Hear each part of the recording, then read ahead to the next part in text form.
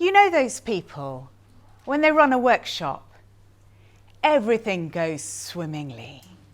They're natural facilitators. They know what they're doing. Whatever happens, everything just works beautifully. You may be a natural facilitator, or you may be like me. 20 years ago, I was running a big workshop. I was part of a global program management office. It was a while ago. It's probably completely changed since.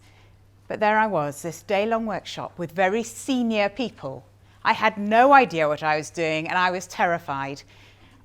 About half an hour before lunch, the most senior person in the room said, "If this hasn't improved by lunchtime, I'm going back to my office." Yeah, there's a sharp intake of breath. Somebody down here who maybe has experienced something similar. Maybe.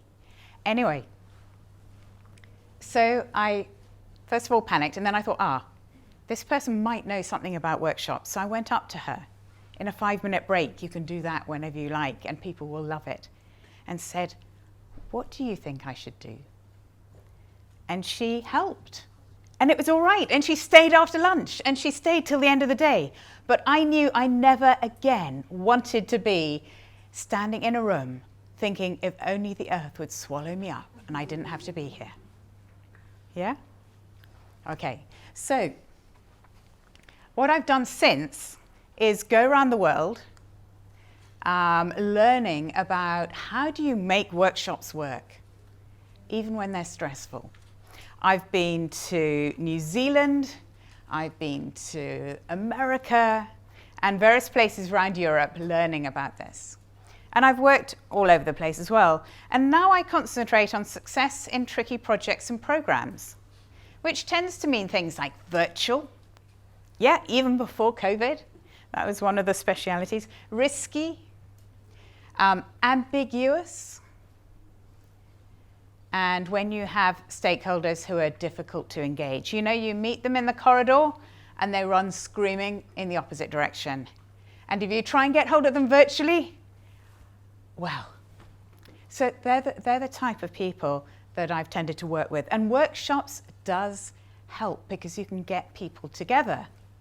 I've written a few books, quite a few now, but the one that this session is focused on mainly is, interesting. Yep, is this one over here, Making Workshops Work, Creative Collaboration for Our Time, which I wrote last year, and it came out in July. So I can only surface skim the top of the contents of that now. So let's run through. This is sort of where we are. This is one of the things that I recommend you do with all your workshops, is these 6 things. I call them the magic 6. 6 statements. Now, a lot of you are writing like crazy or tapping away on your phones. What I will do at the end is put up my LinkedIn QR code so you can open it up and connect. I'm very happy to send you, even by post. By the time it gets to you, it'll be COVID safe, I'm sure. A little card with this on to remind you of these 6 steps. And also, I can send you the annotated slides from this session if you'd like them. So what are we here to do? We're here to learn how to make PMO workshops work. Is that right? Yeah. If it's not, please do feel free to go and join another session. You might not have missed too much. Okay, so that's something you might want to get sorted up front in your workshops. What are we here to do? What's the point? The next thing is, today we will. So we're going to start off with intro, which we're doing now, and a bit about stress. And then we'll move into the before, planning your sessions, during and after, getting actions done, and questions at the end and potentially throughout.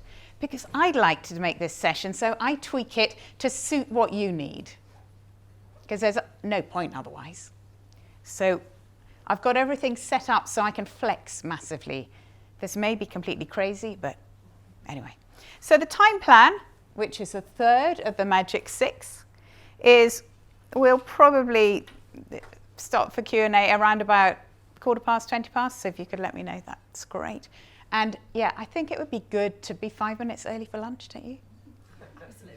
You see, another thing, with your workshops, if you finish slightly early, you'll be popular. If you go 1 minute over, they'll hate you, which is not good if you're trying to engage people. So who's doing what? Well, I'm speaking, facilitating. We were due to have somebody else, but they got the COVID ping. So really, really sorry to hear that. But we have Anka here, who is timekeeping for me. Make sure that everyone knows who's doing what and give as many people as possible a role, because then they'll be engaged. Some people here are going, oh yes, because they know this works. This fifth one, how we work together, this is incredibly important. People don't normally cover this. How we work together can reduce your stress as facilitator. Because there you can think about what might go wrong. So we're going to be interactive, so there'll be hands raising, and there might be do we have a roving mic? Oh yes, brilliant, thank you, Mandy. But also in the back of your mind, you might want to keep in mind your next workshop coming up. Because if you can think about that and apply what you're learning to that, that could be helpful. What I'd suggest, if you've got a workshop with slightly fewer people than we have here, is that you actually go through and agree those up front, how we're going to work. Now, if the tech completely goes, I'm sure, or perhaps I should say when the tech completely goes, then actually we can just carry on with interactive questions and answers and things like that. Does that sound good? This is where you can talk about if conflict breaks out, what happens? That's cool. Perfectly on cue. That, how we work together, it came back last time. Wonderful. So, roving mic coming, fab. So, if you've talked about things up front and then they happen, can you see it's quite different? Whereas if things happen, or if somebody starts talking over somebody else and you've not talked about having one conversation at a time, then if you then reflect what's happening back to the group, it's you versus them. Whereas if you're saying, you agreed you'd like to have one conversation at a time, what needs to happen to change things? Can I just ask, is that the time to talk about, because I have problems with the dominant person in the room who will then take over your workshop. Is the time at the beginning to say, everyone needs to have a voice, we need to give each other the opportunity to talk, to bring that up at the very beginning? Yes, get that from the group though. How do you want to work together? No interruptions. Okay, how can we put that positively? What would no interruptions look like? One conversation at a time. Yeah. So try and put things down positively, because the human brain is incredible. So if you say no interruptions, guess what everybody's thinking about? I'm going to interruptions. Yeah? So frame things positively, but gather them from the group if you possibly can. Have a few prompts. One I use quite a bit is spelling doesn't matter. And I'm going to write down how I spell it. Some of you will cringe. Oh, yikes. Is it visible? It is, great. Right, okay. Let's see. See how many people cringe.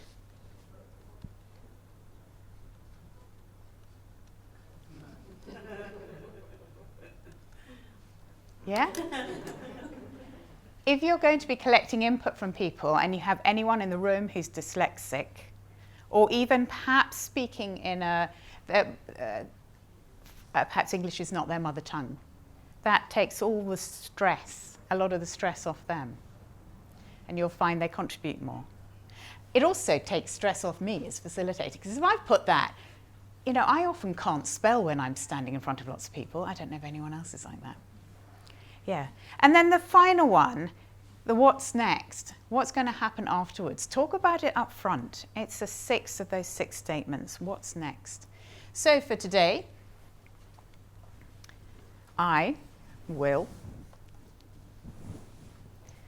get the slides to anyone who connects, the annotated slides so you can see anything I've added, and I can get them to Lindsay as well, perhaps by the end of the day, and you can include them in the pack. And everyone you're going to apply this to your next workshop, hopefully. At least one tip.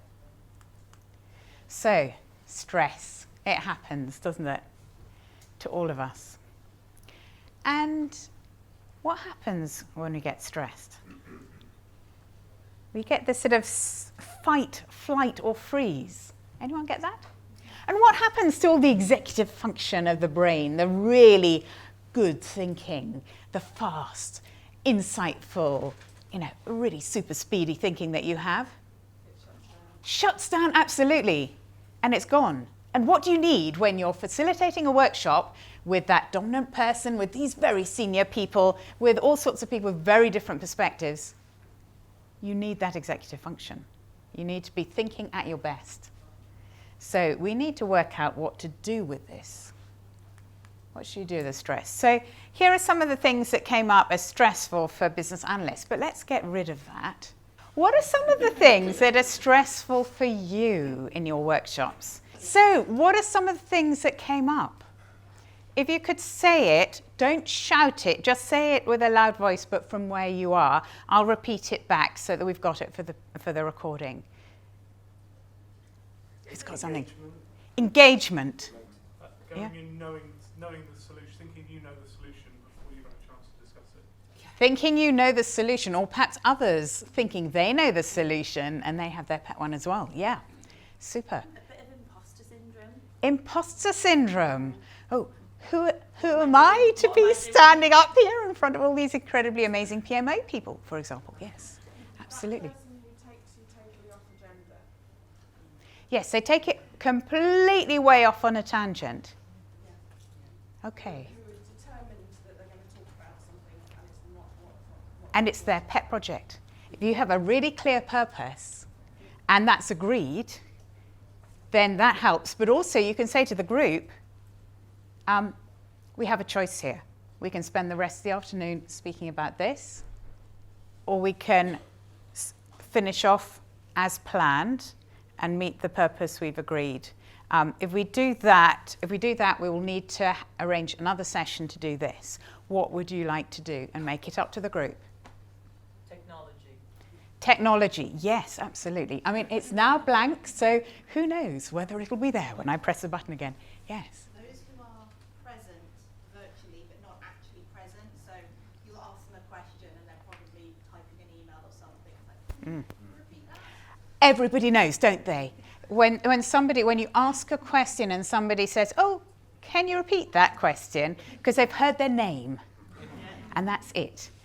Yes, we all know, don't we, that means that they were not focused and engaged.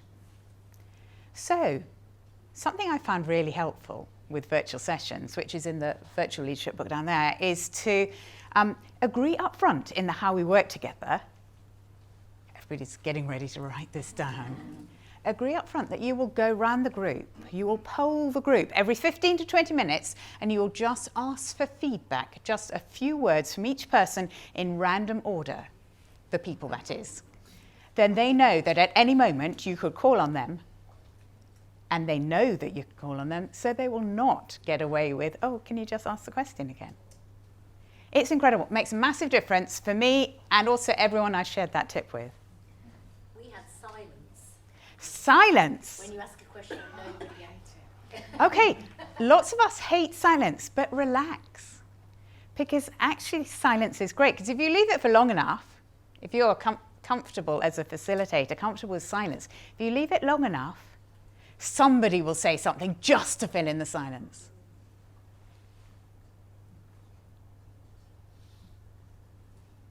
I probably should have said, what else did you want to say? Yes. Organisational hierarchy. Oh. Organisational hierarchy, when you've got very senior people and much more junior people, and it's an organisation where there's hierarchy is really important. There are ways to get around that. Things like having more anonymous input, virtually chat to a central person, or using something like Mural or Miro or something where you can put things on post-it notes, and so on. Yeah, okay.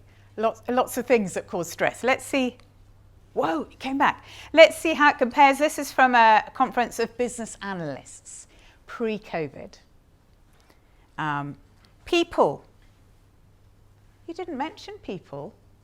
Yeah. Somewhere in there we've got HIPPO, which is the highest paid person's opinion, which is similar to what you said. Yeah. Hidden agendas, people wanting to take things off sideways. Listening, or perhaps lack of listening. Conflict, that didn't really come up. And tantrums.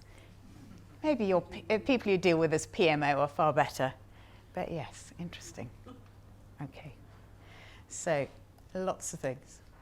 Yeah, I thought it might be fun for me to share a story when I completely lost executive function. Would you like to hear that? I was in a session with directors of multinational chocolate companies. We had an hour together in Brussels in a very smart boardroom. The table was so polished you could see your reflection in it. And there were paintings around the room on the walls in this very smart place with all these very senior people. And there was an American lawyer in the room. Nothing to do with what we were doing, really. I think he was there just to have a good nosy and to check that we were doing things correctly. Anyway, he started talking. We hadn't done the how we will work together. He started talking, and I saw various people put their hands up like this. I saw a few people open their mouths, lean forward as if to say something, and then sit back as he carried on. He spoke for 10 minutes and 23 seconds before I got to the stage where my executive function had so completely disappeared that I shouted, "Shut up!" I think, I know, it's not me at all. Yeah, executive function had gone. I was into fight. But it gave me such a shock that I thought, oh, that's not me. I mean, any of you who know me, Elizabeth Harron, her eyebrows are sort of nearly hitting the roof. That's not me. That's not the way I do things. But that happened. And I thought, oh no, this is the end of my career. And what was really interesting was all the people who were meant to be there, who are core to the purpose, they all looked a bit surprised, but their shoulders then went down. The lawyer shut up, and we carried on and got the meeting finished in the hour. I'm not advocating shouting, "Shut up." But it's not always a complete and utter disaster. I have analysed this for 15 years, because it was a long time ago. I was a baby facilitator when it happened. I've done psychodrama, the whole works. And I probably got away with it that time. And it's in the book, along with a whole load of other horror stories from me and others as well. It was the most fun bit writing that, actually. Yes. So what would I do now? I would say to George, the American lawyer, I would reflect back. I would say, do you know that while you've been speaking, 3 people have raised their hands and 4 people have leant forward and opened their mouths? And what I found when I've tried it since is that people say, oh, I'm really sorry, I had no idea. So reflect back what you see, especially if you've agreed up front that you'll be doing that. Okay. Oh, that was me. Key thing with stress in workshops. Where is your spotlight? You might think, what on earth is she going on about? It's your own internal spotlight. I used to be, when I was up in the front here, I used to feel as if I was in the spotlight. I'll draw it on so you can see. I used to feel as if I was the person down there and I had a massive spotlight shining down on me. And so if I did anything dumb, it would be a disaster. Luckily, we don't have any flip chart stands in the room, but I trip over flip chart stands. Anyone else? Yeah? Give me a flip chart and I will fall over it. I used to think, oh no, it's a disaster. Now I think, that's another bit of entertainment for the people in the room. Because if your mental spotlight is entirely on you, then you have to be perfect all the time. And guess what? We're humans. Being perfect all the time is just not possible. So, shift the spotlight. Shift the spotlight onto serving the group. So, don't bother with it being on you. Shift it to the group. So that if you do something that isn't quite right, if you fall over a flip chart, perhaps it's quite funny and entertaining for people. This, for me, was one of the biggest things. It got me from working with in my own department, perhaps with my own team or other people I knew, to working with multinational directors and government ministers and people like that. It made a massive difference because the stress just goes. So, I used to have a slide like this. What do we mean by virtual in my presentations? Can you imagine? But hybrid is another potentially stressful thing, as Anka alluded earlier on, because it can be very tricky. So let's just find out who in the room is still doing virtual, who in the room is doing in person, who in the room is doing hybrid. Okay, we've got a real mix. So virtual, I have always defined as meaning at least one person is not there, but that incorporates hybrid as well. But hybrid is when you have some people in the room with you in the workshop and other people not. And there are lots of different types of hybrid. So let's look at this. So the first type of hybrid, let's call this one A, is where you have one main room. Most of the people are in the room, or some of the people in the room, and you have other people dialing in individually. There's a second type of hybrid, which is probably less common right now, which is where you have several rooms, maybe around the world, maybe around the country, and those are connected together. And then, of course, everything's complicated. So the final one is where you have both. You have different rooms dialing in, and you have different individuals dialing in. So I'm going to invite you to put up your hand at the appropriate one. So if you do all three, you can just keep your hand up for those. So who here is involved in hybrid workshops, which is one room with individuals dialing in, like A in the picture? Yep. Who here is involved in B, where you have several rooms dialing in? So fewer.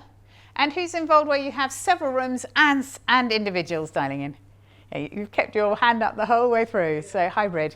It's tough, isn't it? The key thing about hybrid that makes it really challenging, and this is the only football reference in the entire session. Hybrid does not have a level playing field. It's skewed. It's asymmetrical.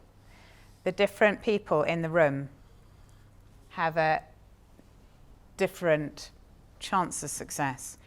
If you do nothing about it, the people in the room find it much easier to score a goal, metaphorically. So, yep. Whereas the people who are remote have to battle. So what do we need to do to make hybrid work? We need to take that asymmetry and we need to bring it down. How can we do that? Somebody mentioned earlier, everybody's virtual. We don't do hybrid, we just have everybody. Even if you're in a meeting room together, everybody is on the dialed into the online tool. One thing, yeah? I was just going to say we've done it before where we pair someone up in the room with a virtual participant. So Brilliant. In-room buddies. Almost my next point. Can you have each virtual person have an in-room person who they can check, what did they say? Or what was that? Or can you make sure they cover this or what's happening? Very helpful, yeah. You can have one in-room facilitator person completely focused on all the virtual people, which can help. So they've got a connection that somebody they can connect with. Remote first is another thing. So if you're going to ask questions, ask for remote questions first. So you always think, how can we bring them up from the, being right at the bottom of the playing field? Something else that's really helpful is to bring physical reminders of the hybrid people into the room, the main room. Could be name tents, But why not have cut-out, life-size cartoon cutouts? Wouldn't that be fun? One of my clients does that. They put a cartoon cutout on each chair to represent the virtual people. And then people don't forget about them in the same way that they do if they don't have anything, any visible reminders. So just a whole load of tips for hybrid. Right. I've asked you about some of the issues. Well, what would you most like me to cover? I'm going to give you, this time, give you 72 seconds. What would you most like to cover for before, during, and after a workshop?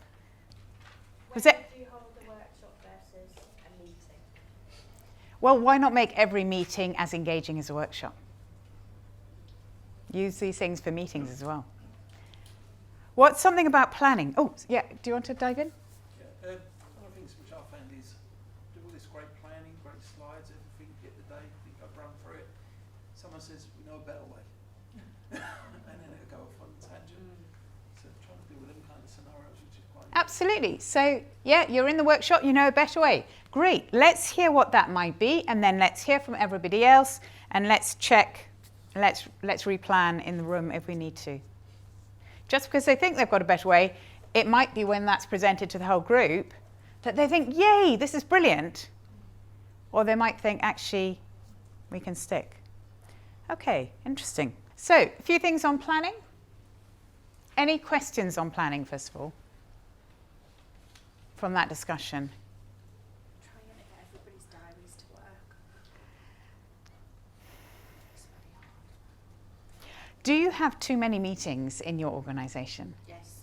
Especially when people went virtual, what I noticed was 9 to 5, actually no, 8 till 8. Yes, yes. Morning till night, meeting after meeting after meeting. Anyone in that situation? You need to have space to actually do the work. So everybody went to what I call synchronous. You're all doing the work together at the same time. But actually cut down on those meetings and think of how you can work together asynchronously so that you can get work done separately, but you're working together virtually. You don't have to be working together in a workshop or in a meeting all the time. If you are in a meeting, in meetings all day, start them at 5 past the hour and finish them at 5 to. It completely transforms your day because you have that little time to stop, to nip to the loo, to grab something to eat, all the things that we need as humans. Yeah. What other things came up from that discussion that haven't been mentioned yet? Short and snappy and easy, that's great. But also, if you have introverts, they probably like to think through things up front. So letting people have the chance to think through things up front can be helpful. Yeah, but don't count on it. Or let people know that if it hasn't happened, you'll be cancelling the meeting. Yeah, someone nodding away. Yeah. Okay, we've not got much time. Time is flying on. So I'm going to, yeah. We talked about the purpose. People, who should be there and who shouldn't. Be clear on those. This will help you. I can let you have a little card if you connect a little bit later on. Conflict. Is that one of the things that makes you stressed? Lots of nodding. Think about conflict differently. Do you know the story of the 6 blind men and the elephant? Not everybody. Okay, story time. There are 6 blind men, none of whom know what an elephant is like. But in the room, there is an actual elephant. Each one goes up in turn to the elephant to find out what it's like. So the first one goes up. An elephant is like a wall because they've got the side of the elephant. The second one goes up. Elephant is like a tree trunk. I think that one was a bit shorter. Third one goes up. An elephant is like a rope hanging from a tree, and if you pull it really hard, it makes a loud noise. The fourth one goes up to the elephant. Elephant, it's like a spear. Runs away. The next one's a bit apprehensive, walks up to the elephant. Oh no, it's fine. An elephant is like a fan, a great big fan that you might wave. It's India, of course, that this comes from. And then the final one goes up to the elephant and gets a horrible, horrible shock because an elephant is like a snake. And there's a lovely poem about it. You can find it on Google. And in the poem and in the myth, they argue for the rest of eternity about the nature of an elephant. This might sound a little bit like some of your stakeholders, that they end up arguing. And why do they argue though? Because they have different perspectives. From their perspective, everything that they've said about the elephant is completely right. But they just have a very narrow view. As PMO, you have a wide view. So part of your role is to help people listen to each other and to expand those blinkers so that they can see that actually the project or the program can't be done on the budget of an elephant's toenail, but that the whole thing is together. So if you see conflict like that, then most conflict, there's lots of different types of conflict, most conflict actually is helpful in getting clarity, in getting to a good decision. So conflict about the task you're doing, about the process, the steps you're taking to achieve that task can be helpful. In fact, there's one person, Lencioni, in a book, Death by Meeting, says if you have boring meetings, the way to sort it is to mine for conflict, because then you get passion. I wouldn't go that far, but don't be frightened of it.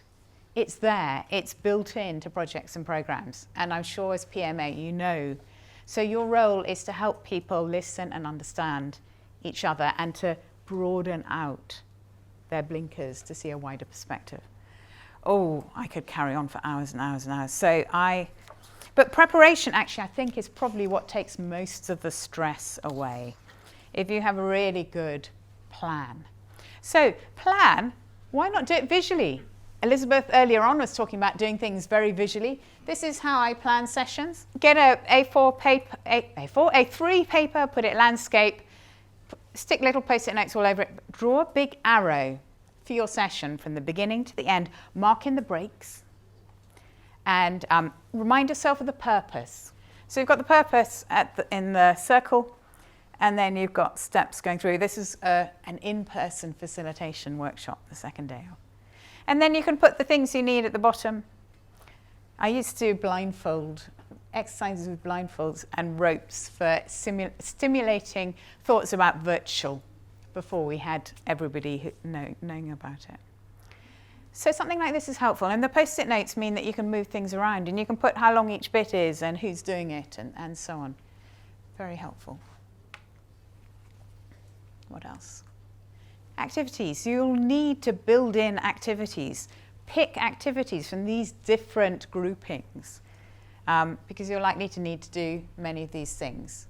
And there are books that you can get that have are almost recipes with examples of all of these. I've got a few in mind, but there are others that have lots of examples. Take them, adapt them, work out how they can work best for you, and invent your own activities.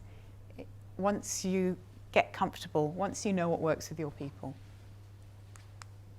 So running your session, there's loads of stuff in here. I can't go into the details, but this just gives you an idea of some of the things that are really important to have for really good groups. Starting off with the purpose, which you talked about, a culture, how you work together. Safety, people talk a lot about psychological safety, but there's other types of safety as well that are really important for a group. Trust, we're already quite high. If you carry on, there's an awful lot that really good groups will have. And you as a facilitator can think about what's missing and how can I generate that.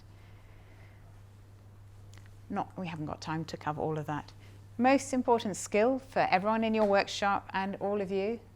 Do you know what this is? Chinese character for? It's got ears, it's got eyes, it's got mind, heart, and undivided attention. It's listening, absolutely. Yep. Both for you and for the people in the room. Anyone have this problem? It's an old slide, but it's just too good. So, a few things that can really help with engagement when you're virtual, especially visuals. Well, works in person as well. Are you able to draw people if you need to? Thank you. Would you like to be able to draw people? Yeah, really easy. Grab some paper and a pen or a screen. And let's have a go. Because you don't have to draw people that look like anorexic people with their shoulders halfway down their bodies. There is an alternative. So, squiggle people. I borrowed this from somebody and have used it ever since. Just by drawing a squiggle and an oval above with a gap, you don't have to draw in the neck. Add in some legs and some arms. And it looks vaguely like a person. Isn't that good? How are yours coming along? There's some really surprised faces out there. Squiggle people are endlessly versatile. They are fail-safe because it doesn't matter if your squiggle goes on too long. Our brains are wonderful and we'll just ignore bits that are missing. You could even have a squiggle person riding a bicycle. Why not have a go? What's the essence when you're doing things like this? What's the essence that you're trying to communicate? Think of somebody riding a bicycle. They've got two wheels. You've got their body, their head. You probably don't need to go down to the level of the spokes in the wheel, for example, or even people's legs. Here's my go. And of course, if you write cyclist underneath, well, why not, words and visuals together. If you're interested, I'm doing this with a graphics tablet, really helpful if you need to do things virtually, because if you try just with a trackpad, it's not, your slides move forward. But yeah, it's not so accurate. Narrative form. Tell stories. Anyone remember the name of the American lawyer? How hard did you concentrate on that? You just remembered it. You were engaged. You didn't have to think. You didn't have to use, I'm starting to learn Greek. I must be mad. Starts next Monday. But I've got all these little flashcards and actually on an app on the phone, all these things trying to remember how to recognize the letters of the alphabet. But you didn't have to do any of that. You just remembered it because it was part of a story. People engage, they hook in for the beginning, the middle, and the end. And yes, I think we're coming up to the end. So there's lots more that we could have seen. You know about getting actions done, you're PMO people.